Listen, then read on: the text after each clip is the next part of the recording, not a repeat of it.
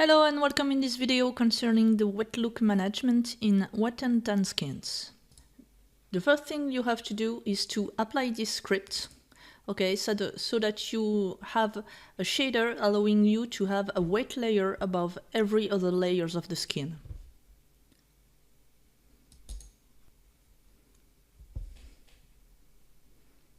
This will tan your figure, but if you go to choice option C or option D, you can keep pretty clear maps if you want to keep clear maps. If you want to keep something tanned, you can use this or see the tutorial concerning the tan management.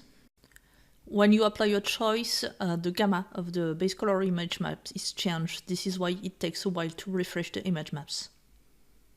Just after the conversion, the skin of the figure is totally dry. But the wet layer has been added over the skin. You can select the skin, lips, nails and write wet here. And here you have access to all the parameters driving the wet look. And you see that the wet layer weight, the amount of wet layer is null, okay? You can control the wet layer by two different means, either by this global control interface here, okay, where you have an adjust wet look tab, all right, which takes all these parameters, or almost all of them, the most important. And you can also use the wet look presets, partial presets, okay, which will allow you to change the amount of the wet layer, the bump maps used for the wet look, the strength of this bump map, and the wet layer exponent, grazing factor, normal factor, and roughness. First, I'm gonna change a bit the skin tone of Michael 8 so that we see better. I have a sample for him. Okay, I'm gonna take this so that we see better the wet look variations, because the contrast is more important on a darker skin, but of course you can keep a clear skin. It's just a matter of visibility here.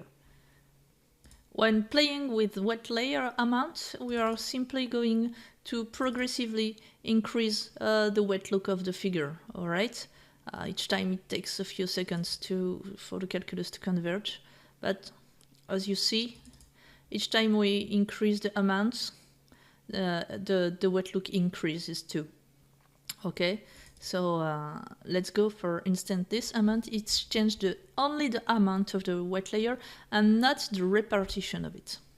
All right, so you can adjust the amount, but if you want to adjust the repartition, the way it looks globally, you can also change the figure bump maps. So the bump maps used for the wet look. So this one will be the bump maps of the figure itself. And these other maps are specifically made bump maps, which proposes also to change the wet layer bump. So you change the wet layer bump. So here, maybe here, the figure is too wet, I don't know. So if we have a look from a close view, we see that we can work a little bit on the bump. So if you want to work on the bump amount, you can change the bump strength of the wet layer here, but the best thing is to use the global control interface, which can adjust the wet layer bump, all right, here, and the base bump too. Okay, so this wet layer bump, for a close-up, I'm going to decrease its strength, and I'm going also to decrease the base bump strength slightly. And here you see you can readjust the wet layer amount. So in brief, the key basic settings are the amount of wet look, okay? You can set it to 0, you have no wet look at all, and you can increase it, and you increase this wet look. The bump of the wet layer first. If the bump of the wet layer is too high, you have totally another look, which may eventually be seen as slightly wet. It's a matter of preference of which kind of wet you want, okay? Or you can decrease it. And you can also here in this interface adjust the base bump of the figure, which is also important because sometimes the base bump is so high that it crashes everything. So amount and bump are two key factors, and you have several bump maps that you can load from the content library or smart content. The roughness has been set to 0.12, but you can increase it, but try not to go higher than 0.3, which is the maximum to keep a wet look. Okay. See here, it's already very high, so we should have to increase the wet layer amount, but it's less good than the previous result.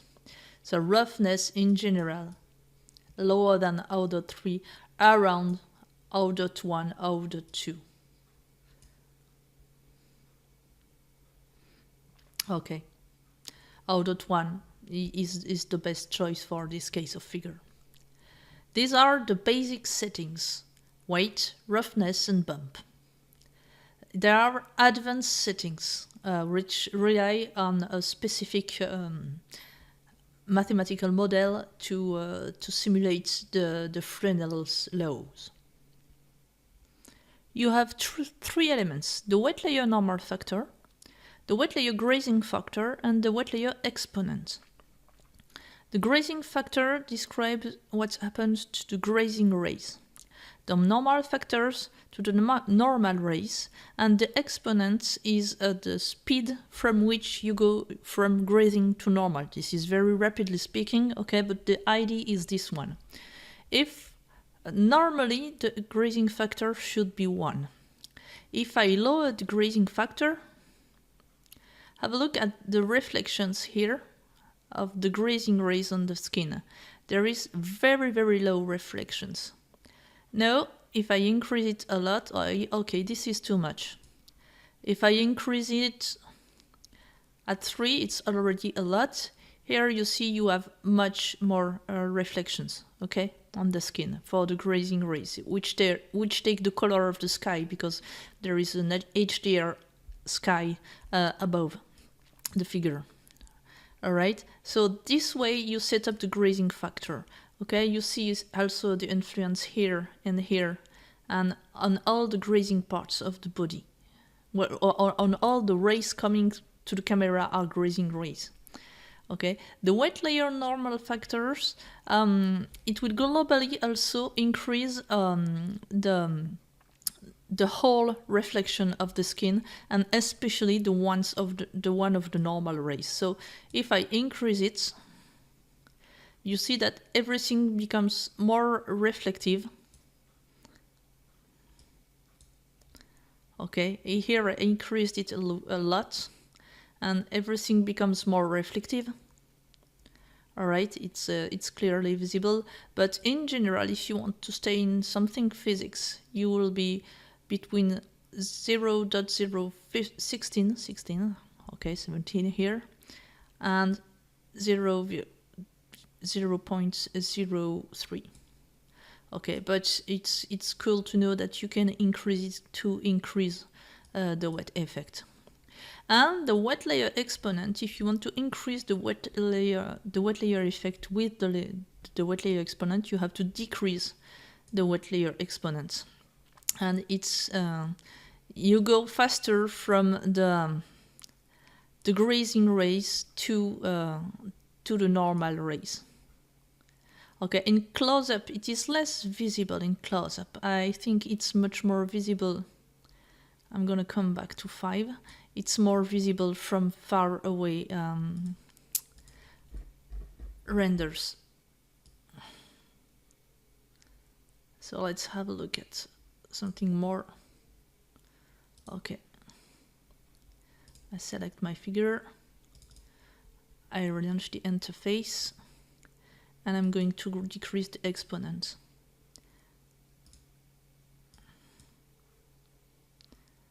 And you see you begin something like you cover with, you begin to be wrapped by water or something like that. So these are the 3 advanced settings that you can use to play with the wet look. So this should be 5. Okay. So you have here the basic settings and here the advanced settings. You can find them also in the wet look folder. These are all the files whose name begin with G8WT wet. The final important thing concerning the wet look is the lights. If you have good lights, it will be very, very easy to render wet look. If I have a look at my case of figure, I have only one environment map and nothing else in the scene, which is maybe not the best configuration to render a wet look. If you have a look at different angles, it's just like changing the light position, okay? Here you see that the wet look looks nicer on this side than on the other side. It's because of the light solely, because the shader has not changed at all.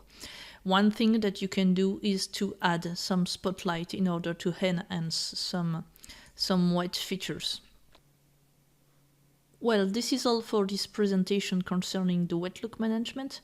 Feel free to contact me on the Ask forums if you have questions or remarks or feedback about these products. And let's go to the next presentation concerning the timelines management.